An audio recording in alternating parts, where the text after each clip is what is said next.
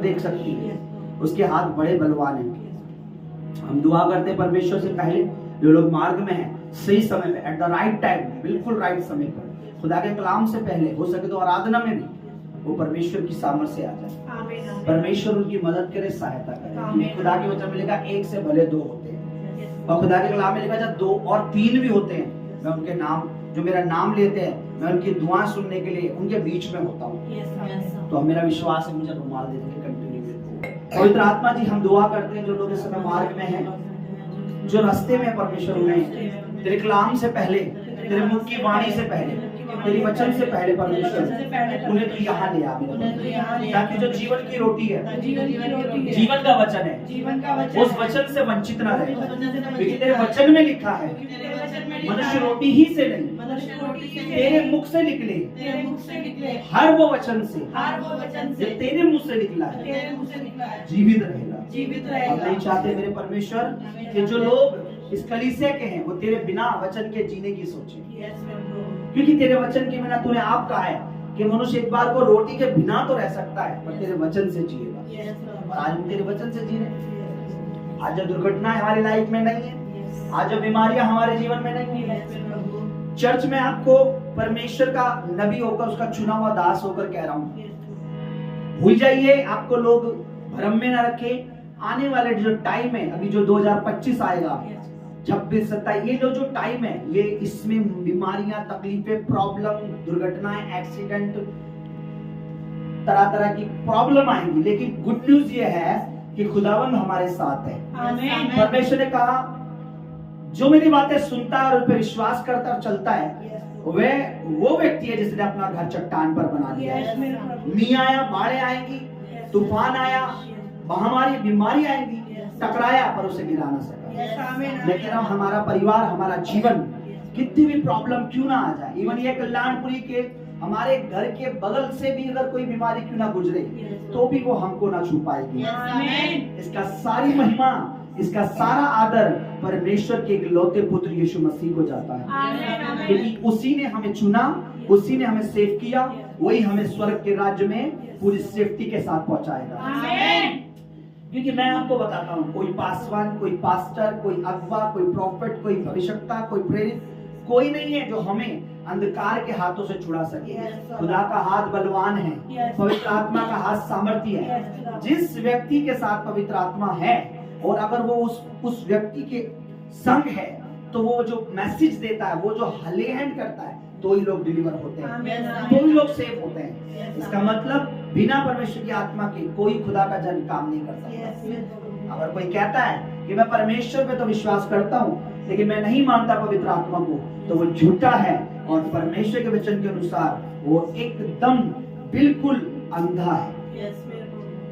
आइए अपने हाथों को उठाएं कि खुदावंद राइट नाउ मैं अपने आप को, अपने परिवार को, बोले अपनी इस मिनिस्ट्री को जो ये सेवकाई है जिसके साथ मुझे जोड़ा है, होली स्पिरिट आपके हाथों में सौंपते हैं। बोले बोले बोले बोले बोले परमेश्वर, मैं अपने आप को, मैं अपनी फैमिली को, मैं अपने पास्टर्स को, अपने पास्टर को, पास्टर्स इसका मतलब पास्टर में जो एस मैंने लगाया, इसका मतलब मैं और मेरी पत्नी, यानी मेरे ऊपर जो अगुए हैं उनको तेरे हाथों में सौंपते हैं। बोले बोले बोले परमेश्वर, मैं खुदा तेरे दास तेरे दासी को, अपनी फैमिली को, जिस सेवकाई से तूने मुझे जोड़ा है, तेरे हाथों में सौंप।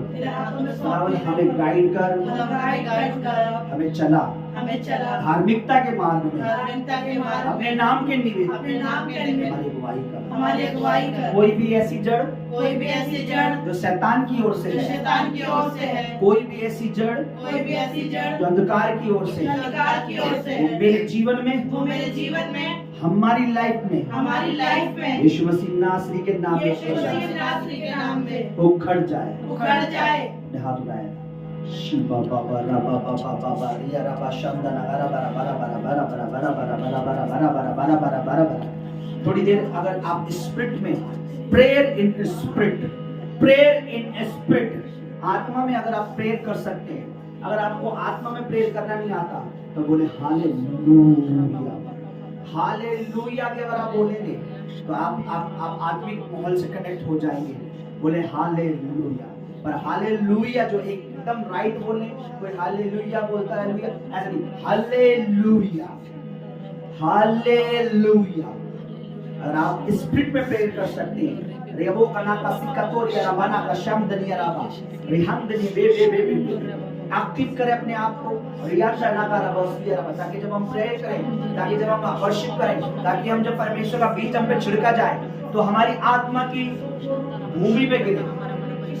वहां पे लिखा कुछ बीज मार के किनारे गिरे, ना ना ना, मार के किनारे के वे हैं जो सुनते हैं पर उस पर चलते नहीं। अच्छी भूमि वो है जिन्होंने सुना, माना, विश्वास किया, वैसे चले और फलवंत हुए। रियाना कतोर याबा रे बे बे रे हे बे रिया रबा रिया रबा बाबा शाबा रबा रबो शिया रबा न कतोर या रबे रिया रबे रे बे शब्द न करबा। दुनिया मजाक बनाएगी, ना वो परमेश्वर को जानती है, ना वो होली स्पिरिट को जानती है। लिखा है जो आत्मा में बातें करता है वो किसी इंसान से बातें नहीं करता, वो परमेश्वर से बातें कर रहा होता है। अरे थैंक यू होली स्पिरिट। प्रभु जी तेरा आत्मा हमें यहाँ गाइड करे। We really we want right now, यहाँ पर हमें सिर्फ और सिर्फ तेरे आत्मा की जरूरत है। सब कुछ तेरा पवित्र आत्मा संभाल लेगा। तेरे दूत इस गेट पर, इस जगह पर तेरे दूत चाहिए परमेश्वर। तेरी उपस्थिति भरे परमेश्वर, तेरी हजूरी भरे परमेश्वर। क्योंकि जो समय तूने, ये जो दिन, जो टाइम तूने हमें दिया है मेरे परमेश्वर, ये उन लोगों के पास नहीं है जो मूर्ख है, जिन्होंने आज तेरी उपस्थिति को प्रिय नहीं जाना है। वे लोग नहीं जानते आने वाला समय कितना भयानक होने वाला है। मैं आपको बताऊं, नूह के समय में लोगों ने नूह को मजाक बनाया। नूह के समय में नूह को, वो एक प्रचारक था, वो एक प्रभु का दास था, लेकिन लोगों ने उसका ठट्ठा बनाया। लेकिन क्या हुआ? मजाक बनाने वाले मर गए, मिट गए उनके परिवार, लेकिन जिसने प्रभु का आदर किया वो बना रहा। आप और मैं बने रहेंगे यीशु मसीह के नाम में। आपका और मेरा घराना, मेरा और आपका परिवार, मेरे और आपके बच्चे बने रहेंगे यीशु मसीह के नाम में, यीशु मसीह के सामर्थ्य नाम में। अगर हम परमेश्वर का भय मानते हैं, अगर हम परमेश्वर के लिए संसार को छोड़ दें, मैं आपको बता रहा हूँ, अगर हम संसार को प्रभु के लिए छोड़ेंगे, प्रभु हमें संसार में बचाए रखेगा। मैं आपको बता रहा हूँ, मैं आपको बता रहा हूँ।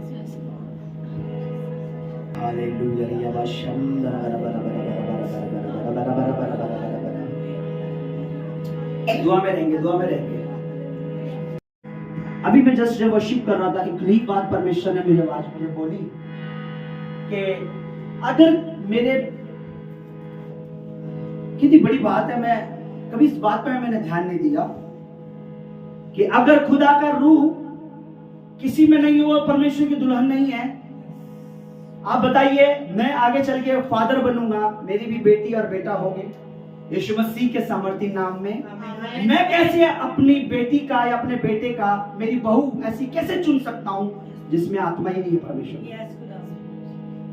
हम परमेश्वर से बड़े हो गए, शर्म की बात है। हम परमेश्वर में ऊंचे बन रहे जा रहे हैं। खुदा के वचन में लिखा है, जो परमेश्वर के वचन से आगे बढ़ता है वो मूर्ख है, परमेश्वर उसमें है ही नहीं, और जो वचन से पीछे हटता है वो भी मूर्ख है।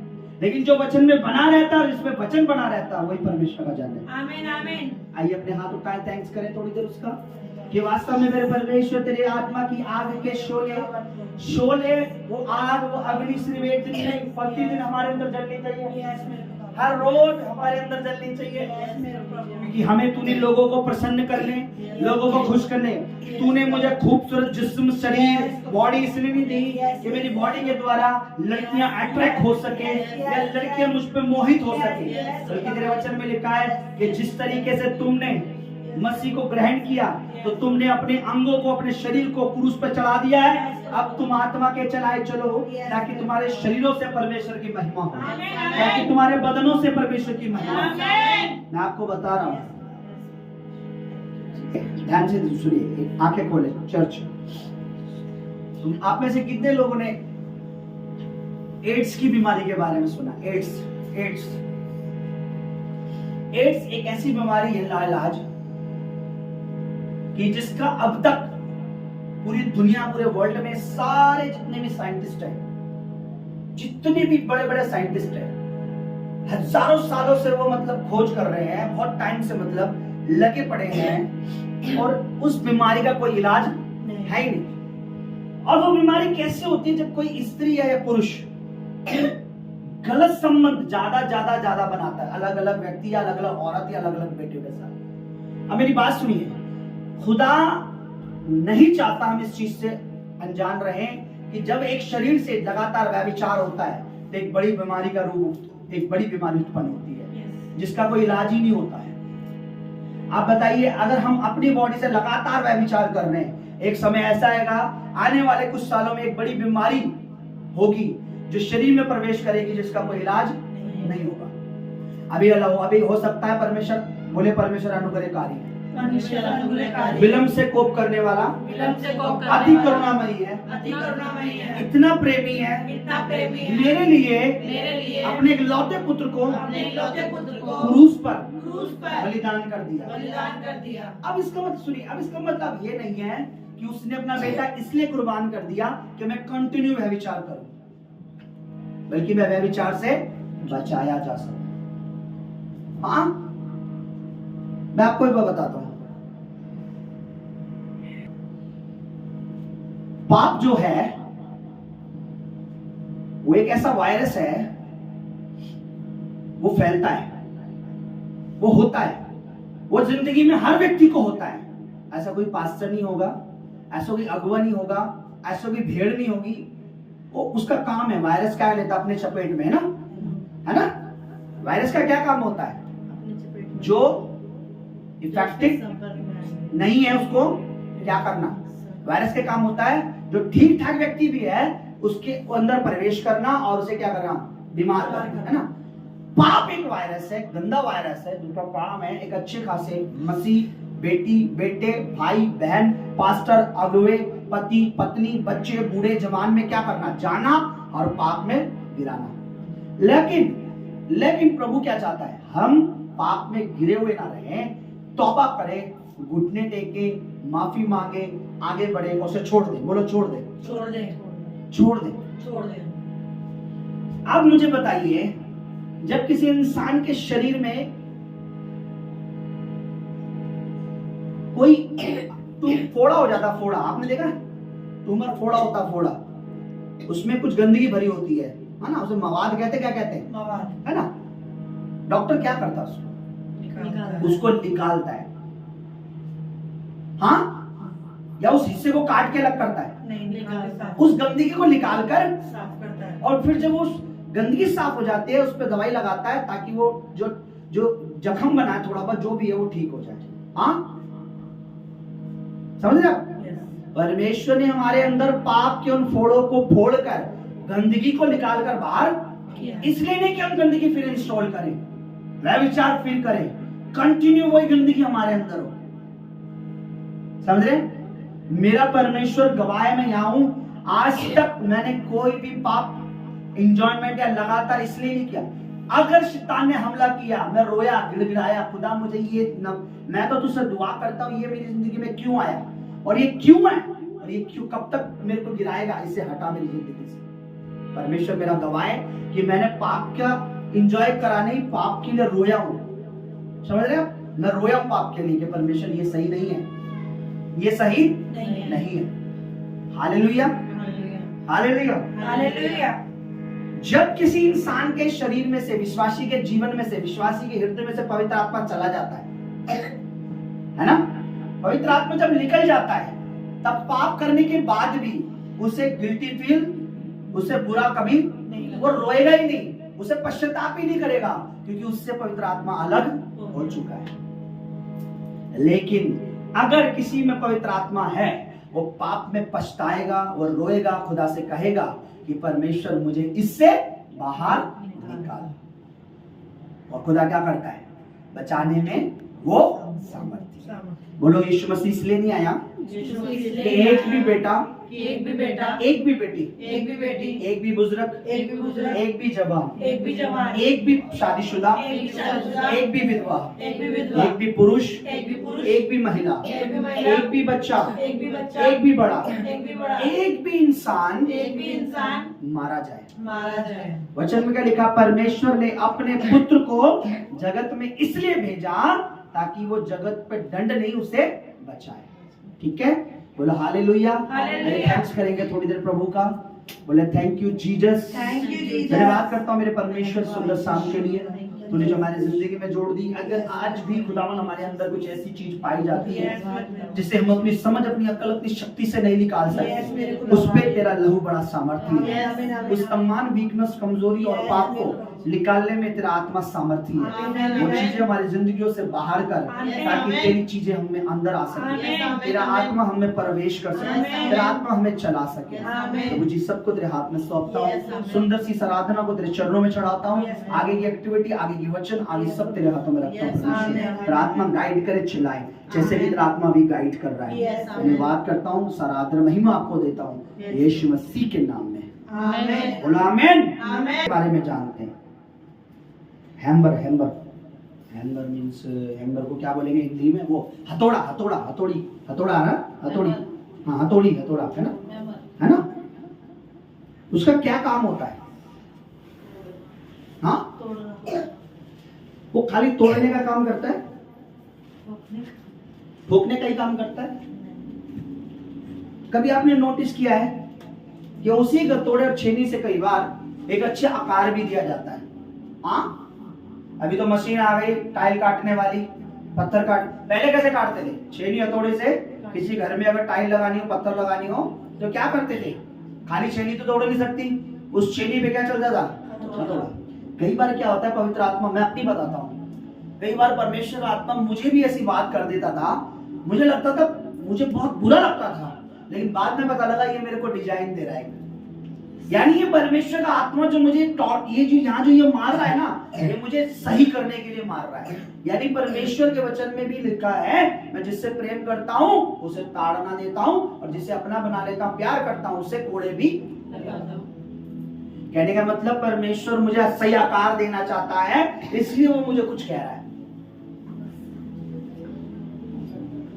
ऐसा हो नहीं सकता कि अगर एक पेरेंट्स, एक माँ, एक बाप बहुत ज्यादा अपने बच्चों से प्यार करते हो, और एक ऐसी चीज को देखकर जिसे पता है कि इससे मेरे बच्चे को खतरा है, वो उसे डांटे ना, उसे मारे ना।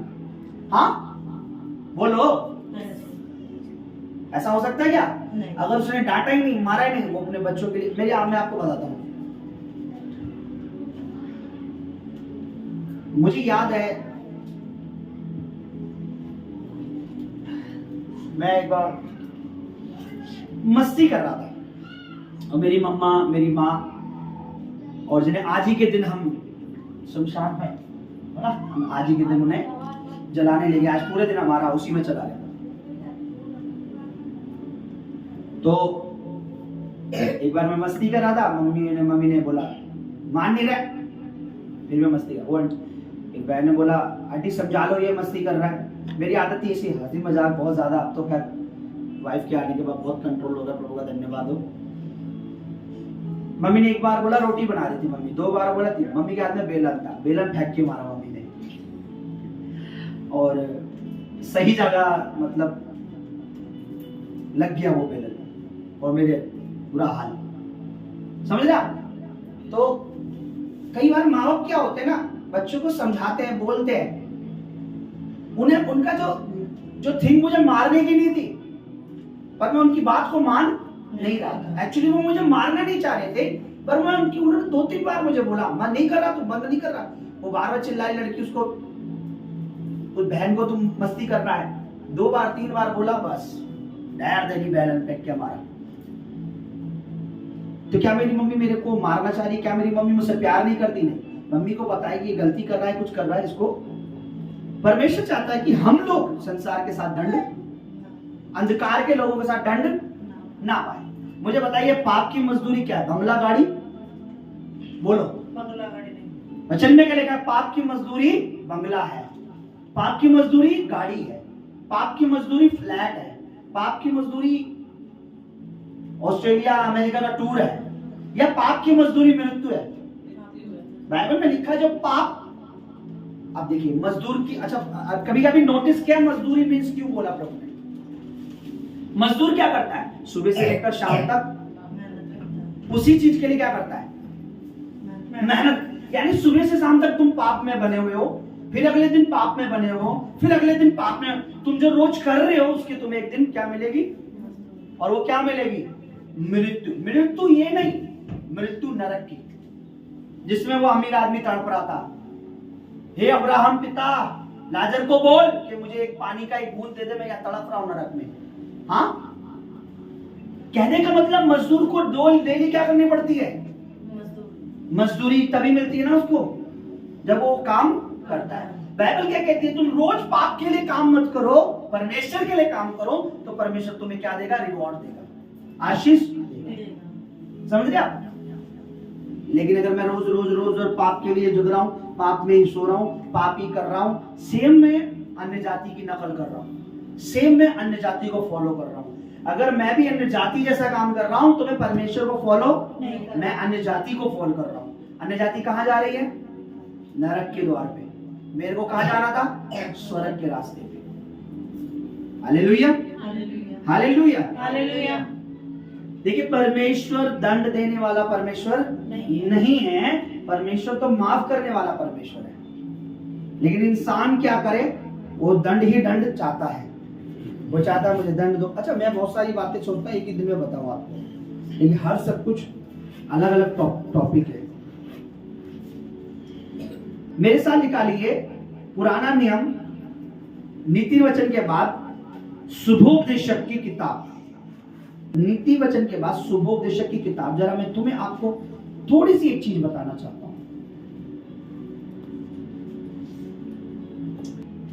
एक चीज मैं आपको चाहता हूं हम लोग सीखें। पुराना नियम शुभोपदेशक की किताब, ये मेरे पास्टर ने सबसे पहला मैसेज जब मैंने अपने पास्टर का कलीसिया में सुना था, तो सारे जवानों की यूथ मीटिंग होती थी और जवान मीटिंग होती थी, तो पहली बार उन्होंने ये बात बताई थी। लेकिन इसमें मैं एक चीज आपको बताना चाहता हूं, मुझे क्या ऐसा लगा और क्या सही है, क्या मुझे सही समझ आया। तो शुभोपदेशक की किताब उसका 11 वचन और 1:9 में चाहता हूं आप लोग जरा कोई भी लाउडली पढ़िए। पेज नंबर 813, शुभोपदेशक पेज नंबर 813, पुराना नियम 11 अध्याय और उसका 9। यहां लिखा है, हे जवान, बोलो हे जवान, हे जवान। जवान मीन्स कौन? एक लड़की भी जवान हो सकती है, एक लड़का भी जवान। जवान मतलब जो जवानी में, हाँ, जैसे कि मैं। हे जवान, अपनी जवानी में आनंद कर। सुनिए, जब हमारे पास से ये बात बता रहे थे मेरे, तो मैं बड़ा खुश हो रहा था कि खुदा का कलाम कहता है जवानी के दिन किस लिए है? आनंद करने के लिए है। ओह वाओ, जवानी के दिन किस लिए है? रॉक एंड रोल भाई, रॉक एंड रोल। हाँ, जाके तू भी दुकान पर कैंपा बोल, तू नमकीन खोल। मतलब मुझे जब वो बता, मैं पहली बार नया तो था ही, तो मैं सुना, मेरे को बहुत अच्छा लग रहा है। जवान अपनी जवानी में क्या कर? इंग्लिश में बोले आनंद का मतलब एंजॉय, जॉय। मेरी सहेली जॉय कर रहे है, मेरा सहला जॉय कर रहा है। आनंद कर, अपनी जवानी के दिनों में मगन रहे, यानी किसी की सुनी मत। तेरी जवानी चढ़ी और क्या रहे? मगन रहे, अपने में मगन रहे, किसी के सुनी मत। देखिए, तो जब मैं सुन रहा था मुझे अच्छा लगा, यहाँ भी अच्छा लगा यार। जवानी के दिन आनंद करने के, जवानी के दिन मगन रहने के, सुनो ही मत किसी के। और सबसे खूबसूरत लाइन अब आपको लगेगी, देखिए, अपनी मनमानी कर। क्या कर? अपनी मनमानी। मनमानी कौन करता है? जो किसी की सुन के राजी नहीं है। मैंने बोला ये तो और अच्छी बात है, परमेश्वर खुद कहता है कि क्या करो, इधर ध्यान दो। परमेश्वर क्या कहता है? क्या करो? मनमानी करो। मनमानी का मतलब होता है अपने मन के अनुसार करना, किसी की नहीं सुनना, किसी की नहीं सुनना। हाँ, मेरे को बड़ा अच्छा लग रहा और मैं पीछे बैठा था आपकी तरह और सुन रहा था। यार कितना अच्छा परमेश्वर है ये तो, कहता जवानी में आनंद मनाओ, मगन रहो, मनमानी करो। और देखिए, और एक खूबसूरत लाइन आपके लिए और पेश कर रहा हूं, ध्यान से सुनिए प्रभु का वचन। अपनी आंखों की दृष्टि के, यानी जो आंखें दिखा रही है, जहां ले जा रही है, जो पसंद आ रहा है वो, हाँ ये अच्छा लग रहा है मुझे, हाँ मैं प्रभु का दास होकर यहाँ के मैं बोल रहा हूँ। जब हम लड़के जवान होते थे तो जो प्रभु को मैं नहीं जानता था, जब लड़कियां जाती थी तो हम 2 लड़के 3 लड़के खड़े होते थे, तो 2 लड़की जा रही है, वो तेरी वाली है, वो मेरी वाली है। इस तरीके से हम गलत बातें बोलते थे, वो देखो वाली तेरी है। कभी तो झगड़, वो लड़कियां हमें चाहे वो गली का कुत्ता भी ना समझे, हम दूर से कहते थे। और जब हमारी बात होती थी तो भी कहते वो तेरी वाली। जब दिखता था ना लड़की के लिए, वो क्या नहीं, हमें लड़ाई हो जाती दोस्तों में, उन्हें पता ही नहीं हम लड़ रहे हैं, समझ रहे हैं? तो हमें क्या लगता है कि नहीं, अब अपनी आंखों से जो दिख रहा है वो सही है, वो लड़का सही लग रहा है, वो लड़की सही लग रही है, वो भाई सही लग रहा है, वो लग रहा है, पर करना क्या है, सही क्या है पता नहीं। आंखों को जो दिख रहा है वो सही है। और आप तो ये ना बता गई, हमारे टाइम में तो खैर फोन नहीं थे, नहीं तो हम और अच्छे बिगड़े दिल शैतानी हो जाते। अब तो फोन जो दिखाना नहीं भी दिखाना वो भी दिखा रहा है, क्योंकि फोन पूछ के नहीं डालता कुछ, फोन जो डल जाता है वो दिखाता है ना? जो आप देखना चाहो उस पर मिलेगा आपको, जो नहीं देखना चाहोगे ना वो भी मिलेगा, वो ज्यादा ही मिलेगा कुछ। और मुझे बहुत अच्छा लगा कि अपनी आंखों की अनुसार चल, ये कर वो कर। पर सुनिए, अब एक लाइन आपको बड़ा दुख देगी, बस इसी लाइन ने मुझे निचोड़ दिया, बस इसी लाइन ने मुझे हिला दिया। क्या लिखा है? परंतु ये जान रहा कि इन सब बातों के विषय में परमेश्वर तेरा क्या करेगा? न्याय करेगा। तू कर तो रहा अपनी मनमानी, तू चल तो रहा अपनी आंखों के अनुसार, तू कर तो रहा है, पर परमेश्वर तेरा न्याय करेगा। और जब ये ना लाइन मैंने सुनी, मैंने ऊपर वाली सारी चीजों पर क्या फिर गया? पानी फिर गया। ये जो वचन है ना, एक जवान के लिए जड़ी बूटी है, औषधि है। परमेश्वर नहीं चाहता कि हम अपनी जवानी को व्यर्थ कर दें। समझ रहे आप? समझ रहे? एक जवान बेटा होने का मतलब नहीं है कि माँ उसे सब कुछ करने दे, बल्कि जवान होते ही माँ का सबसे पहला फर्ज ये होता है कि वो अपने बेटे पे चौकसी करे, दुआ करे कि खुदा ये इसके डेंजरस दिन है, इन्हीं दिनों तितलियां आएंगी मेरे बेटे पे मंडराने, उन तितलियों से बचा जो उसको सब कुछ खराब कर देंगी। अभी एक नाई पूछ रहा था, भाई तुम्हारे साइड के बाल बहुत निकले पड़े। मैंने बोला भाई बहुत बुरी घटना हुई, मैंने स्टोरी बता दी। मैं मेंटल होकर घूमता था, फांसी लगाने वाला था, मेरे साथ कुछ ऐसा घटित हुआ कि बस समझ लो, पूछ मत। एक शैतान आया मेरी जिंदगी में और सब कुछ बर्बाद करके चला गया। एक दुष्ट आत्मा आई, बड़ी मीठी बनकर, बड़ी प्यारी बनकर, और सब कुछ बर्बाद करके चली गई। मेरी टेस्टमनी भी खराब कर देती हो तो शुक्र है, by the grace of God कह रहा भाई मैं आज तेरे बाल कटाने के लिए बैठा हूं। मैं सब कुछ बताया उसे। बोलो हालेलुया। हालेलुया।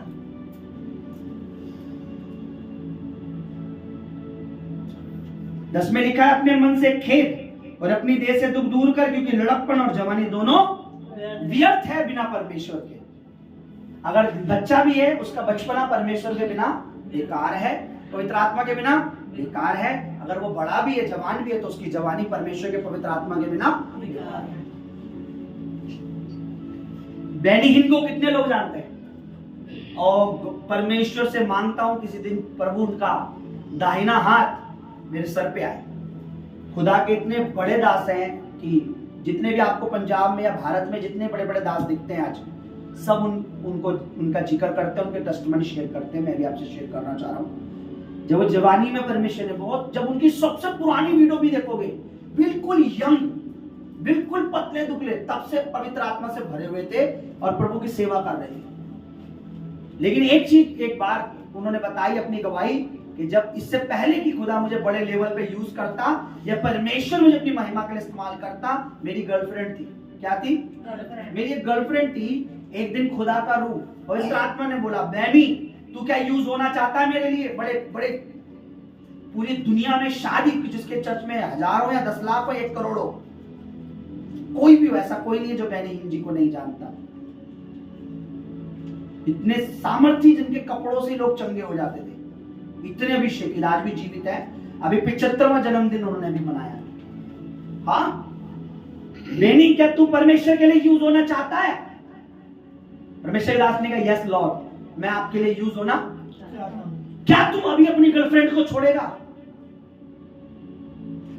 जीसस ने क्या डिमांड की? क्या एट राइट टाइम अभी अपनी गर्लफ्रेंड को कॉल करके बोलेगा तुझसे मेरा अब कुछ लेना देना नहीं है। बोल, सोचिए उन्होंने क्या बोला होगा। परमेश्वर 2-4 महीने और रहने दे, 1 साल और एंजॉय करने दे, अभी तो मैं यंग ही हुआ हूं, अभी तो मैं जवान ही हुआ हूं। अच्छा, जैसे हमारा ऋषि देखा आपने, बिल्कुल ऐसे पतले दुबले लंबे से है वो। ऋषि देखा पतले से लगता है ऐसे, पुरानी वीडियो जब देखोगे आप।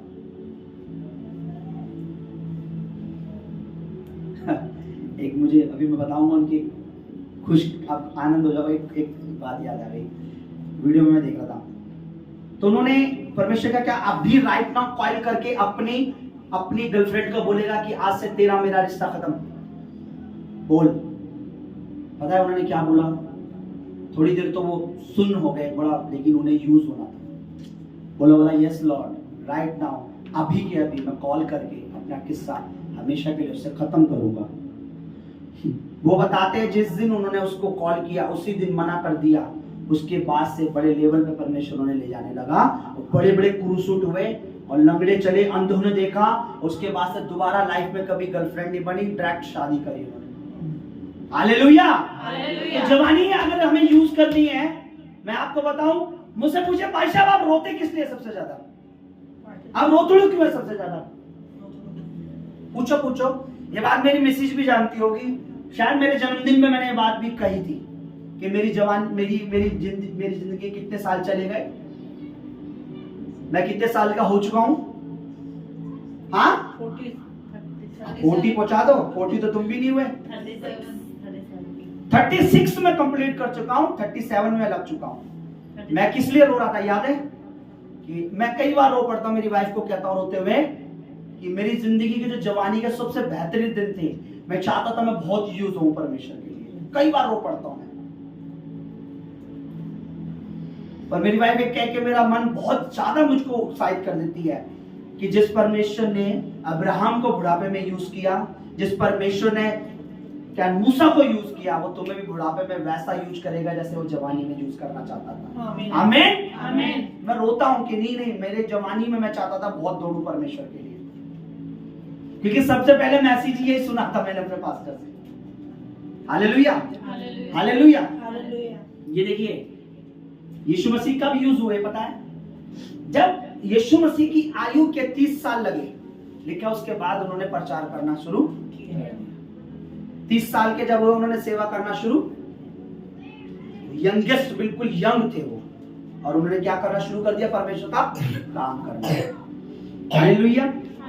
परमेश्वर चाहता है हम परमेश्वर के लिए यूज हो, और जो चीज परमेश्वर ने हमारे रखी है हम उन्हें अधिकार के साथ ले लें, क्योंकि उन चीजों पर हमारा बोलो जन्म से अधिकार। जिस दिन से हमने बपतिस्मा लिया, आशीष हमारी है, बढ़ती हमारी है, बरकत हमारी है, सक्सेस हमारी है, आनंद हमारा है, जॉय हमारा है, सब कुछ हमारा है जो स्वर्ग से आता है। मुझे बताइए परमेश्वर क्या चीज देना चाहता है? स्वर्गीय या नरकीय? नरक की चीजें किसके पास होंगी? नरक के प्राणी के पास। नरक में कौन जा रहा है? शैतान। समझ रहे आप? ध्यान से सुन रहे हैं? हाँ, इसलिए मैंने भाइयों को बोला रात में कम से कम आधा घंटा तो प्रेयर करो भाई। जवानी दे दो प्रभु को अपनी, नींद दे दो प्रभु को अपनी। Hallelujah, hallelujah, hallelujah, hallelujah. इसलिए परमेश्वर चाहता है, सबसे अधिक परमेश्वर क्या चाहता है? बोलो, पूछो सबसे अधिक क्या चाहता है? सबसे अधिक 12 में लिखा, पढ़िए क्या लिखा है? अपनी जवानी के दिनों में अपने सृजनहार को क्या कर? याद रख। सबसे ज्यादा जवानी में अपने परमेश्वर को याद कर। हालेलुया। परमेश्वर के वचन में लिखा है जवानी में खुदा को याद रखोगे बुढ़ापे तक नहीं छोड़ेगा वो। समझ रहे आप? लेकिन शैतान क्या चाहता है? जवानी में क्या याद रख? क्या याद कर? गर्लफ्रेंड, बॉयफ्रेंड और नशा। बियर एंजॉय कर, हाँ क्लब एंजॉय कर, डांस एंजॉय कर, ये चीज शैतान चाहता है। इसलिए आज देखिए, पहले के बुजुर्ग देखिए और आज कितने यंग मर रहे हैं, जवान मर रहे हैं। हॉस्पिटल इतना बूढ़ों से नहीं भरा होगा जितना नशों से जवानों से भरा मिलेगा तुम्हें। केस उठा के देख लो, हाल ही में जितने केस मिलेंगे, जवान एक्सीडेंट में मर गए, जवान नशे में मर गया। मैं आप यकीन नहीं मानोगे, मैं जब अपने चर्च के एक मेंबर को दफनाने गया था तो मैं पीछे जवान मौतें देख रहा था, 26 साल 25 साल। मैंने बोला हे प्रभु, मैं पूछा वो पीछे वो कैसे, वो नशे से मर गया था लड़का। कौन है? क्रिश्चियन था, क्योंकि कब्रिस्तान में तो क्रिश्चियन ही होंगे ना वहां। और क्या करता था? नशा करता था। क्या परमेश्वर ने मार दिया उसे 25 साल में? परमेश्वर नहीं मार। बोलो परमेश्वर जीवन देने वाला है। परमेश्वर जीवन देने वाला है। परमेश्वर ने मनुष्य के लिए मौत नहीं बनाई थी, मौत चॉइस थी उसकी खुद। क्या लिखा था? जिस दिन फल खाएगा, उस दिन मरेगा, और नहीं खाएगा तो कभी मरेगा ही नहीं। या परमेश्वर ने आदम को बनाया, देख इतने साल जिएगा उसके बाद तू मर जाएगा, ऐसे कहा था प्रभु ने कि देख आदम तू 900 साल जिएगा, 1000 साल जिएगा बेटा, उसके बाद तुझे मरना है। प्रभु ने बोला जिस दिन फल खाएगा, यानी जिस दिन पाप करेगा, जिस दिन पाप करेगा उस दिन मरेगा। तू पाप नहीं करेगा तू कभी नहीं मरेगा। हालेलुया। हालेलुया। अपनी जवानी में अपने सृजनहार को, अब कोई कहेगा मैं तो बूढ़ा हो गया, अरे भाई तूने जवानी में स्मरण नहीं करा तो बुढ़ापे में कर। हालेलुया। हालेलुया। बुढ़ापा परमेश्वर आगे भी तुझे संभालेगा और तेरे जाने के बाद तेरी पीढ़ी को संभालेगा। हालेलुया। हालेलुया। अपनी जवानी के दिनों में अपने सृजनहार को स्मरण कर, इससे पहले की विपत्ति के दिन और वर्ष क्या करें? आए। मैं भी क्या बता रहा था कि अगर जवानी में पाप करते जा रहे हैं तो आगे चल के क्या आएगा? वही बीमारी या कलेश या दुख का रूप ले लेगी।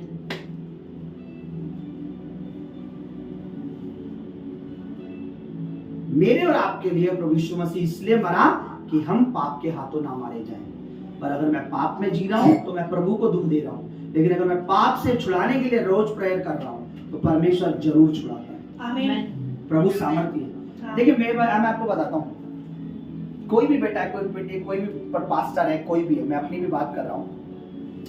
मैं अगर की पाप कर रहा हूं और मैं कभी प्रेयर ही नहीं करता, मैं कभी रोता ही नहीं प्रभु, मैं कभी सोचता ही नहीं प्रभु, पर मैं उसकी बजाय उस पाप को खुशी से बैठा हूं, तो परमेश्वर भी देख रहा है इसको, इस पाप पे क्या नहीं है। मैं आपको एक चीज बताता हूँ, मेरा परमेश्वर ऐसा है, हम और आप ना, ये शब्द में इस्तेमाल कर रहा हूँ, खुदा मुझे माफ करे, हम सब लोग वेश्या को देखकर मुंह फेर लेंगे, क्योंकि वो अलग अलग पुरुषों के साथ क्या करती है? अपने शरीर का व्यापार करती है। लेकिन बाइबल में लिखा है एक वेश्या प्रभु यीशु मसीह के पास लाई गई। प्रभु ने बोला तुमने जिसने पाप नहीं किया वो क्या करो? इसको पहला पत्थर मारो। तो परमेश्वर नहीं चाहता कि कोई भी पाप में मरे या उसे मारा जाए, बल्कि उसको क्या मिले? माफी मिले। देखिए उसको क्या बोला प्रभु ने? फिर से पाप, या ये कहा कि आज मैं तुझे छोड़ रहा हूँ, कल फिर से आदमियों के पास जाइयो, फिर से देह व्यापार करियो। या फिर बाइबल लिखा है वही जिसको पापों से माफी मिली थी बाद में यीशु मसीह की सेवा करती थी। आप पढ़ के देखो बाइबल में, जिसको व्यभिचार से पापों से वो बाद में क्या करती थी? यीशु मसीह की सेवा करती थी। जहां यीशु मसीह जाते थे उनके लिए खाना बनाना, उनको ये लाना, ऐसी यानी परमेश्वर क्या चाहता है? एक व्यभिचारी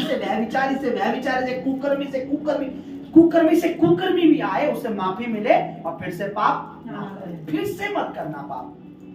ठीक है?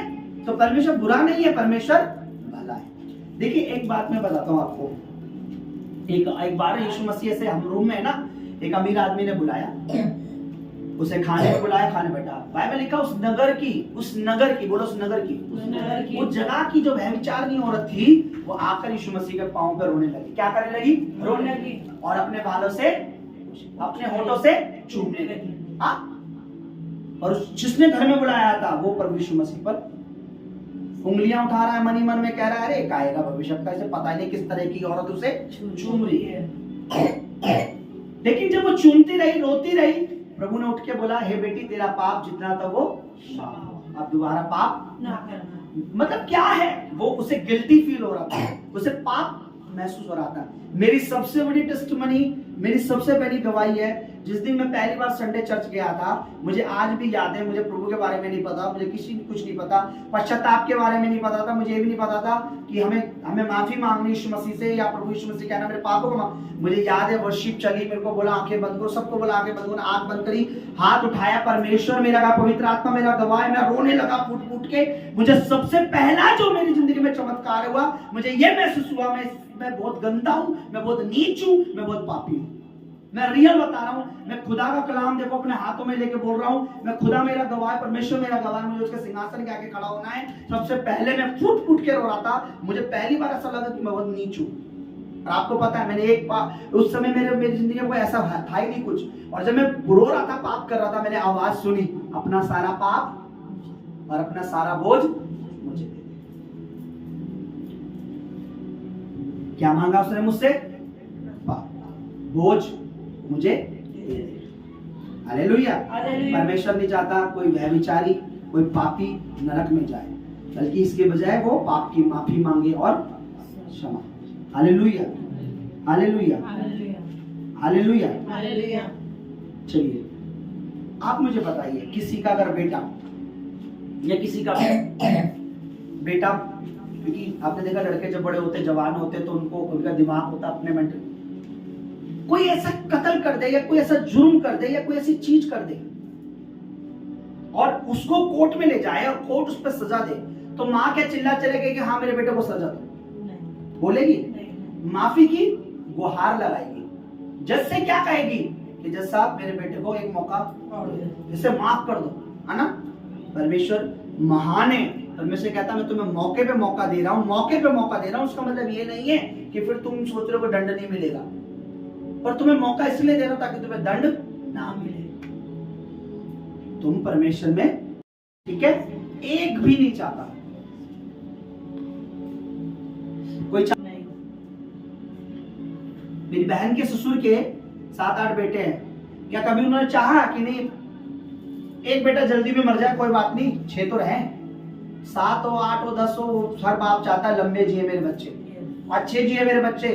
इस धरती पे चाहे परमेश्वर के बच्चे हजारों और लाखों, पर परमेश्वर एक एक को चाहता है, एक एक को कि अच्छा जिए, लंबा जिए, स्वस्थ जिए, चंगाई रहे, आशीषित रहे, ब्लेस रहे, क्योंकि मैं इनका पिता हूं और ये मेरी संतान है।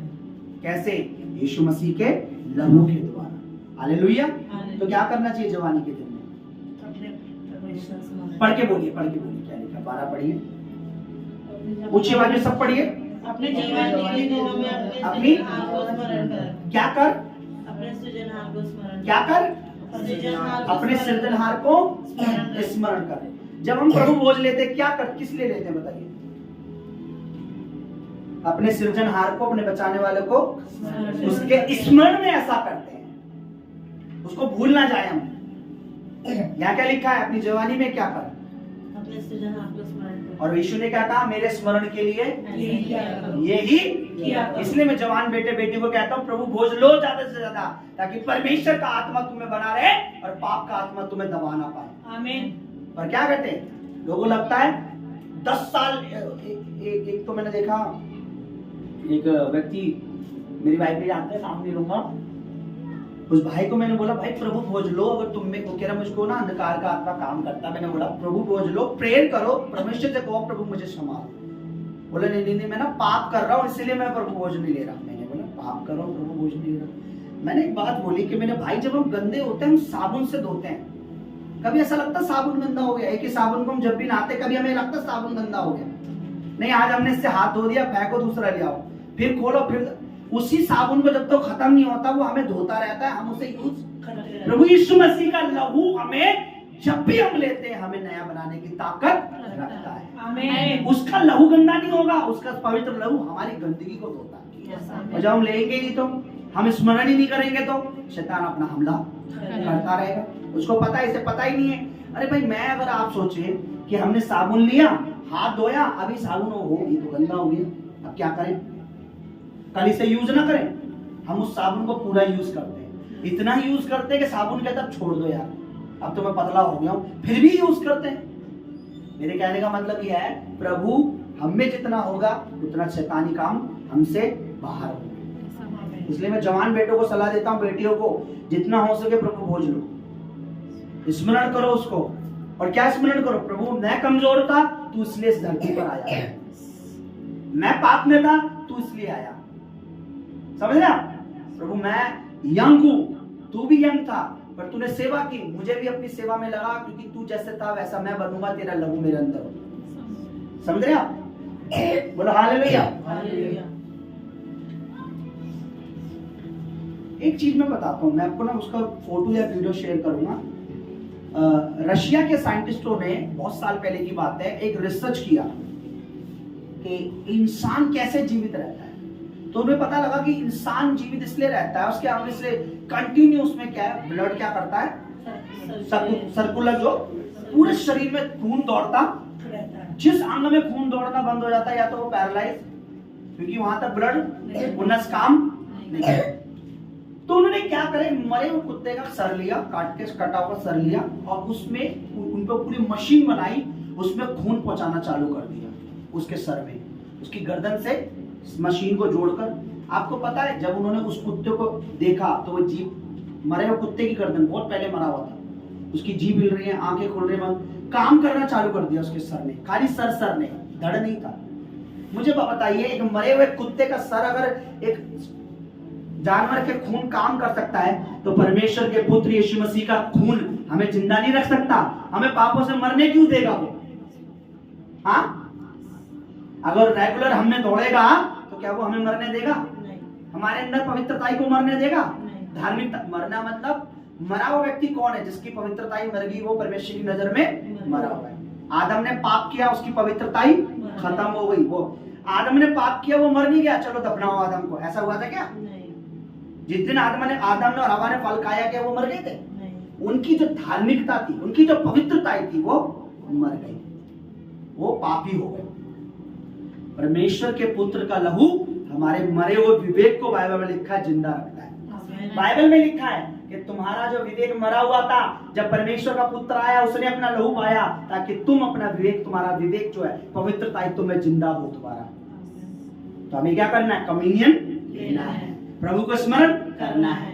हम प्रभु में बने रहेंगे, प्रभु हमें बना रहेगा। अपने बच्चों को सिखाओ, एक एक बेटे बेटियों को, वो क्या कर रहे हैं उससे मतलब नहीं है, परमेश्वर क्या कर सकता है इससे मतलब है। ठीक है? अगर हम खुद ही चल सकते तो मसीह पवित्र आत्मा क्यों भेजता हमें चलाने के लिए? परमेश्वर हमारे लिए भेजा गया ताकि हम उसकी धार्मिकता के मार्गों पे चल सके। कैसे चल सके? उसका हाथ पकड़कर, उसका हाथ पकड़कर। हालेलुया। आइए चर्च हम अपनी जगह पर खड़े हो जाएं।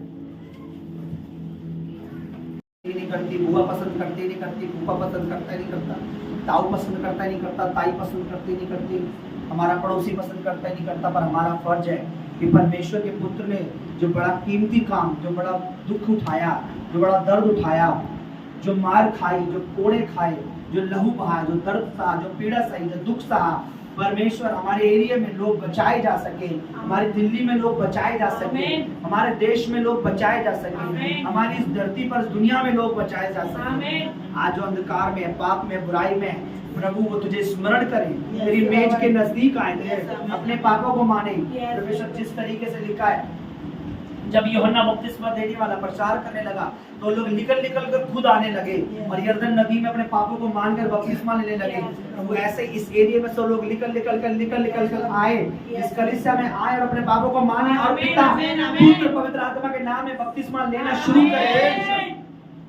ऐसा हो परमेश्वर, हमारे एरिया के लोग, हमारे गांव के लोग, हमारे शहर के लोग निकल कर आए, प्रभु को ग्रहण करें, अपने पापों को माने, बपतिस्मा। मेरे प्रभु जैसे उस नगर की सबसे बुरी, सबसे पापनी औरत आई और तेरे पांव पे आई, रोने लगी, चूमने लगी, बालों से पोंछने लगी, उस दिन तूने उसके पापों को क्षमा करा। मेरे प्रभु ऐसे ही हमारे नगर की सबसे व्यभिचार में, पराये में, पाप में गिरे हुए लोग, नशों में गिरे हुए, ऐबों में गिरे हुए, बीमारियों में गिरे हुए, पाप में सने हुए लोग निकल कर आए हमारे पास, आए इस कलीसिया में, आए इस मिनिस्ट्री में, आए इस जगह में, आए तेरे चर्चों में, आए जीवित चर्चों में, आए जिंदा कलीसियाओं में। जिस भी नगर में, जिस भी मोहल्ले में, जिस भी एरिया में भारत के जीवित चर्च पाई जाती है, तेरी नजर में जो कलीसिया शुद्ध है, पवित्र है, सही है, शिक्षा सही है, बपतिस्मा सही है, जहाँ पर सही अगुवा है, उस नगर की कलीसिया आत्माओं से भर जाए परमेश्वर। आमीन। नई नई नई नई रूहें आमीन, उस आमीन, उस आमीन। कलीसिया में ऐड होती चली आमीन, जाए। आमीन।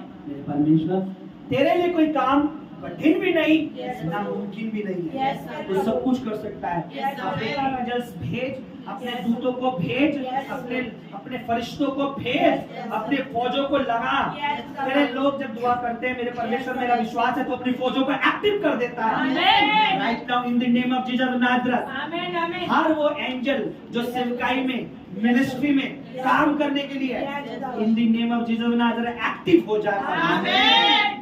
एक्टिव हो जाए काम करने आमीन। में। हमारी सेवकाई में एक्टिव हो जाए, आमीन। मिनिस्ट्री में सेवकाई में एक्टिव हो जाए। आमीन। वो एंजल, वो दूत मेरे परमेश्वर लोगों को जो पाप में धसे हुए हैं, Yes. पाप में मर रहे हैं, Yes. पाप में जा रहे हैं, Yes. नरक की ओर जा रहे हैं, Yes. शैतान के बंधनों में पड़े हैं, Yes. बंधे पड़े, जिनका मन शैतान ने बिल्कुल बिल्कुल पैरालाइज कर रखा है, Yes. जिनको अभी तक पता नहीं है जीवित परमेश्वर कौन है, जिंदा परमेश्वर कौन है, जीवित परमेश्वर कौन है, फिर से आने वाला कौन है, किसने हमारे लिए जान दी, किसने अपना प्रिय पुत्र दिया, जो नहीं जानते। आप वो परमेश्वर तेरे दूत उनके बीचों में जाए, उन्हें खींच कर लाए मेरे परमेश्वर, आमीन। पिता पुत्र पवित्र आत्मा के नाम में। आमीन। मेरे प्रभु, तू कुछ भी कर सकता है, Yes, Lord. तू कुछ भी कर सकता है, Yes, Lord. खुदावन तू कुछ भी कर सकता है। Yes, Lord. हमारे लिए हो सकता है कठिन है, हमारे लिए हो सकता है एक को दो को बताना कठिन है, Yes, और Lord. जब तेरा सामर्थ काम करता है Yes, तो हजारों हजारों हजारों Yes. हजारों हजारों लोग एक ही दिन में अपने पापों को मान लेते हैं। आमीन। देखा पतरस जब खड़ा हुआ, बोलना प्रचार करना शुरू किया, तो 3000 लोगों ने एक ही दिन में, उनका मन छिदा। बाइबल में प्रेरितों के काम में लिखा है, उनका मन छिदा, उनका मन दुखी हुआ कि हम पाप में क्यों है, Yes, Lord. और उन्होंने उसी दिन पतरस 101 बीच में से खड़ा हुआ। जब पतरस ने बोलना शुरू करा, उन लोगों का मन बदला। उसी दिन 3000 लोगों ने बपतिस्मा लिया। आमीन। तू सब कुछ कर सकता है। Yes, Amen. इस एरिया के लिए हम तेरी ओर हाथ उठा, Yes, Lord. अपने नगर के लिए, अपने मोहल्ले के लिए, Yes, अपने नगर के लोगों के लिए, Yes, Lord. एक भी शैतान के हाथों मारा ना जाए, Yes, Lord. एक भी इब्लिश के हाथों में कैद ना हो, Yes, Lord. एक भी जिसका मन, जिसका हृदय अंधकार के पाप की जंजीरों ने बांध रखा है, यीशु मसीह के लहू का हथौड़ा हर उस जंजीर को तोड़ने में सामर्थ्य है। आमीन। मेरे परमेश्वर, तेरा वचन हथौड़ा है, तेरा वचन तलवार है। Yes. प्रभु जी, तेरा वचन में लिखा है कि आत्मा की तलवार लो। Yes. वचन तलवार है, उस तलवार से हम जंजीरों को तोड़ सके, Yes. काट सके। परमेश्वर, मेरे प्रभु जी, इसी घड़ी राइट नाउ तेरे एंजल, तेरे दूत Yes. एक्टिव हो जाए, Yes. एक्टिव हो जाए, Yes. काम में लग जाए, Yes. सेवा में लग जाए, Yes. हमारे संग मिलकर सेवकाई में लग जाए। Amen. इसी Amen. वक्त Amen. मेरे परमेश्वर, तेरे दूत काम करे इस मोहल्ले में, Amen. काम करे इस एरिया में, Amen. काम करे इन झुग्गियों में, Amen. काम करे इस नगर में, Amen. काम करे इस मोहल्ले में। Amen. परमेश्वर, जो लोग अंधकार में, पाप में, बीमारियों में, जो लोग नरक की ओर बढ़ते ही जा रहे हैं, Yes. तेरे दूत उन्हें खींच के यहाँ लाए। आमीन। हमारे लिए भी तो किसी ने दुआ की होगी, हम यूं ही नहीं आए तेरे पास, हमारे लिए भी किसी ने घुटने टेके होंगे, हमारे लिए भी कोई रोया होगा, तभी हम इस मोहल्ले में बच पाए। Yes, Lord. हम भी अपने इधर के इन लोगों के लिए हम बोलते हैं। Yes, Lord. मैं बता प्रभु, ये हमें हो सकता है हमें गलत समझते हो, Yes, Lord. हो सकता है इनकी नजर में हम गलत हैं, Yes. हो सकता है ये हमें अपना ना समझते हो, Yes. हो सकता है ये हमें अपना दुश्मन मानते हो। Yes, Lord. मेरे परमेश्वर, हम कहते हैं ये भी बच जाए जैसे हम बचे। Yes, मेरे प्रभु। जिस तरीके से धनी व्यक्ति जब मरा, नरक गया, Yes, Lord. तो उससे रो रो के कहा, प्रभु मेरे 5 भाई और हैं जो मेरी तरह ही लाइफस्टाइल जी रहे हैं पाप में, उन्हें बचा ले प्रभु, उन्हें बचा ले।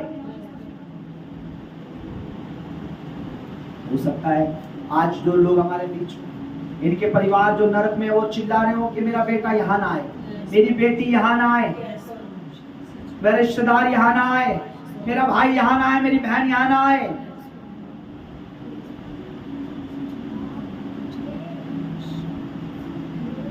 प्रभु, अपनी सामर्थ को भेज, Yes, मेरे प्रभु। अपने अभिषेक को भेज Yes, प्रभु। और पवित्र आत्मा को एक्टिव कर परमेश्वर, अपने आत्मा को लगा परमेश्वर, आमीन, प्रभु। लोगों को बचा ले परमेश्वर, आमीन, आमीन, लोगों को बचा ले परमेश्वर। आमीन। मैं तेरा धन्यवाद करता हूँ, मैं प्रभु तेरे जितने बच्चे यहाँ आए हैं, Yes, प्रभु। जिनको तू लाया है, आज का वचन रोज की रोटी, जीवन की रोटी मेरे परमेश्वर, आज का वचन जो है प्रभु, ये मैंने अपनी मन गलत कहानी नहीं सुनाई, आज का वचन मेरी खुद की गढ़ी हुई कल्पना या कहानियां नहीं थी, लेकिन ये तेरा जिंदा वचन है और लिखा इस वचन से ही लोग जिएंगे परमेश्वर, रोटी ही से नहीं, वचन से जिएंगे। परमेश्वर, आज तेरे बेटे बेटियों ने ये वचन सुना, ये अपनी जवानी, अपना जीवन, अपनी लाइफ, अपना मन, तन, धन राज्य के लिए इस्तेमाल करें, तेरे कामों में इस्तेमाल करें, तेरी मर्जी के अनुसार इस्तेमाल करें मेरे परमेश्वर, ताकि जब इनकी आयु के दिन, जब इनकी आयु के दिन पूरे हो तो ये बड़े घमंड और बड़े सुकून और बड़ी शांति से कह सके कि प्रभु मैंने जीवन तेरे लिए जिया है, तेरी मर्जी से जिया है। मेरे प्रभु, तेरा वचन कहता है जो तेरे लिए जिएगा वो अनंत काल तक कभी मृत्यु को न देखेगा, इस पर विश्वास करता है प्रभु। धन्यवाद करता हूँ मेरे परमेश्वर, एक तेरे हाथों में सौंप देता हूँ, आने की जो खुदावन आगे की जो सभाएं हैं परमेश्वर तेरे हाथों में सौंप देता हूँ, विशेषकर अक्टूबर 6 तारीख हमारा जो मिलना, हमारा जो तेरी देह तेरे अंग में शामिल होना, हमारा जो प्रभु तुझे स्मरण करना जो है परमेश्वर, तेरी आत्मा के द्वारा, तेरी मदद के द्वारा, तेरे दूतों के द्वारा, तेरे प्रभु जी अनुग्रह के द्वारा वो सफल हो सके। एक भी व्यक्ति परमेश्वर जो इस कलीसिया का मेंबर और सदस्य है, जो इस कलीसिया का सदस्य है, वो हमारा परिवार है और हमारे परिवार का एक व्यक्ति भी, एक बच्चा भी, एक बुजुर्ग भी, एक जवान भी बिना तेरे बदन, तेरी देह के बिगड़ ना हो पाए और एक तेरे पवित्र मेज में, तेरे पवित्र लहू में शामिल हो सके, क्योंकि जब हम तुझे स्मरण करते हैं तो परमेश्वर शैतान और उसके काम और उसकी पाप की योजना रद्द हो जाती है। हर एक को आने का मन देना, आराधना का मन देना, प्रार्थना का मन देना, बोने का मन देना, हर एक को प्रभु गवाही कर देने का मन देना, और परमेश्वर हर एक को ले आना। धन्यवाद करता हूँ तेरे दास के संगों, तेरे दास की तमाम यात्राओं में, आने जाने से, उठने बैठने से, रहने खाने पीने हर बात में अपने दास के संग मैं तेरा धन्यवाद करता हूँ, जिसने तेरे दास के लिए, तेरे दास के कार्य के लिए अपने हृदय की सच्चाई और सच्चाई से परमेश्वर एक या वरन 2 बार जो कुछ भी बोया, मेरे परमेश्वर स्वर्गीय पिता, मैं विश्वास करता हूँ, मैं भूल तो सकता हूँ पर मेरे परमेश्वर तू कभी ना भूलेगा। मेरे वचन में लिखा है जो तुम्हारे लिए एक गिलास पानी भी, एक कटोरा पानी भी देगा, परमेश्वर तेरे वचन में लिखा तू उसे उसकी आशीष देगा। जिसके सीने में परमेश्वर अक्टूबर की मीटिंग के लिए बोया है, जिसने भी बोया मेरे परमेश्वर अपनी घटी में से, खासकर परमेश्वर जिसने अपनी घटी में भी बढ़ चढ़ के बोया है, मेरे परमेश्वर 2025 में एक बड़ी गवाही के साथ इस मिनिस्ट्री में खड़े हो जाए। मेरे परमेश्वर जिसने नहीं बोया कोई बात नहीं मेरे प्रभु, हम नहीं जानते उसकी क्या जरूरत रही, उसकी क्या मजबूरी रही, दया कर। जिसने ना होने पर भी बोया उसको आशीष दे, जिसने होने पर भी नहीं बोया उससे भी तू आशीष दे। बोने वाला घमंड नहीं बल्कि नम्र बने परमेश्वर, कि बोने वाला जब नम्र होकर बोलता है तो प्रभु तू उसे ऊंचा करता है। क्योंकि तेरे द्वारा दी गई इस देह से यदि हम स्वस्थ ना रहें तो हम क्या कमाएंगे और क्या खाएंगे। धन्यवाद तेरे बच्चों को तो लिया है, धन्यवाद तूने हर एक को आने में मदद की, धन्यवाद तूने 2 घंटे 4 घंटे 2 मिनट 4 मिनट जितनी भी देर तूने हमें उपवास में रहने में जो अनुग्रह दिया, बदल दिया, उसके लिए तेरा धन्यवाद। आज की सभा के लिए तेरा धन्यवाद, इन छोटे बच्चों के लिए तेरा धन्यवाद, बेटे हर्ष के लिए तेरा धन्यवाद जिसने हारमोनियम पे आज सेवा की, कई बार हमारी सेवकाई में वो साथ देता है। बेटे यश के लिए तेरा धन्यवाद, धन्यवाद हर एक बच्चे बूढ़े के लिए जो इस मिनिस्ट्री में तेरे दास को, सेवाएं को सपोर्ट कर रहा है। उनकी ये सपोर्ट मेरे परमेश्वर उनके लिए आशीष का कारण है। पिता, सारा आदर, सारी महिमा, सारी इज्जत, सारी शुक्रगुजारी, सारा जलाल, सारी तारीफ पिता, पुत्र, पवित्र आत्मा जी प्रभु यीशु मसीह आपके पवित्र चरणों में रखता हूँ, आपकी हुजूरी में चढ़ाता हूँ। प्रभु यीशु मसीह के नाम में पवित्र आत्मा जी मांगता हूँ। प्रभु यीशु मसीह आपके चरणों में सारी महिमा आदर, सारी प्रार्थना रखते हैं पिता, मसीह यीशु के नाम में सुनिए और दया से ग्रहण कीजिए। आमेन, आमेन, आमेन। आमीन।